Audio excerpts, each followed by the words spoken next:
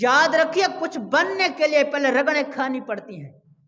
یاری تیری سونا تے ازمیشاں تیری اگ، اے سونا پرکھیا جاندہ ہے پہلے نال اگاں دے لگ. سونے کو دیکھیے نا، ایسے نہیں خوبصورت بن جاتا. اگر ایسے اس کو دیکھیں جہاں سے نکلتا ہے تو آپ حیران رہ جائیں گے کہ یہ سونا ہے. لیکن جب وہ سونار کی ضربیں کھاتا ہے، آگ کے اندر جاتا ہے، وہاں سے جب نکل کر آتا ہے تو پھر دیکھنے کے قابل بنتا ہے کہ یہ سونا ہے. جب عورت اسے پہن کر کھڑی ہوتی ہے تو اور عورتیں رشک کرتی ہیں کہ اتنی خوبصورت لگ رہی ہے. وجہ کیا ہے کہ وہ سونا پہن کر کھڑی ہے، زیورات پہن کر کھڑی ہے.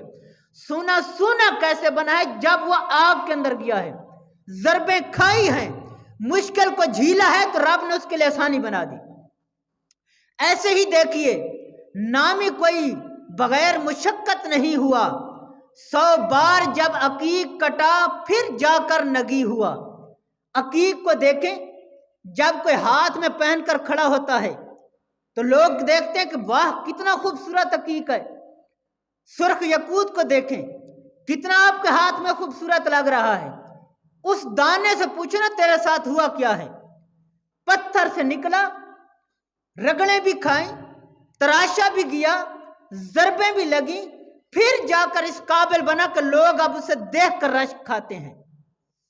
تو اس بات سے پتہ چلا کہ جو اگر کچھ بننا ہے تو پھر کیا ہے، پھر رگڑیں کھانی پڑیں گی، آگ میں جانا پڑے گا، مشکلات کو برداشت کرنا پڑے گا، پھر جا کر کچھ بنتا ہے بندہ.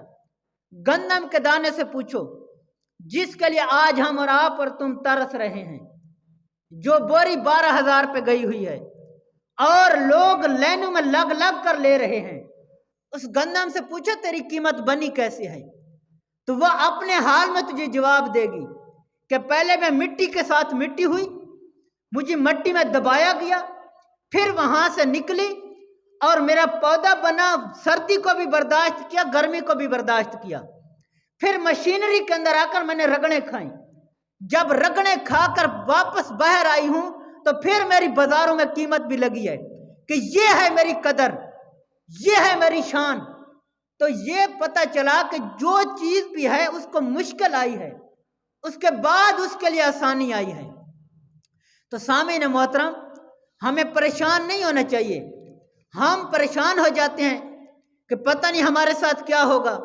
ہمارے پاس پیسے ہوتے تو اگر کوئی بیماری آ جائے، والدین میں سے یا کوئی بیٹا ہو یا کوئی بھی فوت ہو جائے، ہم کہتے ہیں کہ بھائی ہمارے پاس پیسے ہوتے تو یہ نہ مرتا، ہم اس کا اچھا علاج کروا لیتے. اور بھائی امیروں کو اسرائیل چھوڑ جاتا ہے، ان کو بھی لے جاتا ہے. تو یہ یاد رکھیے کہ مشکل جب بھی آتی ہے رب کی ناشکری نہ کریں. بزرگ تو کہتے تھے کہ جو بھی مشکل آئی ہے رب کی طرف سے تحفہ ہے، اسے قبول کرتے ہیں. اور کچھ بزرگوں نے کیا ہی خوبصورت انداز میں کہا ہے، اے تن میرا کنگی ہووے تے میں زلف سجن دی واواں تے پوش میرے دی بن جائے جتی تے میں یار دے قدم میں آواں. مارو مارو مینو مار مکاو، کوئی عذر نہ پیش لے آواں، جے سونا میرے دکھ وچ راضی تے میں سکھ نو چلے پاواں. یعنی بزرگ تو کہتے تھے کہ اگر رب اور رب کا رسول ہمارے دکھ میں راضی ہے تو ہمیں یہی منظور ہے.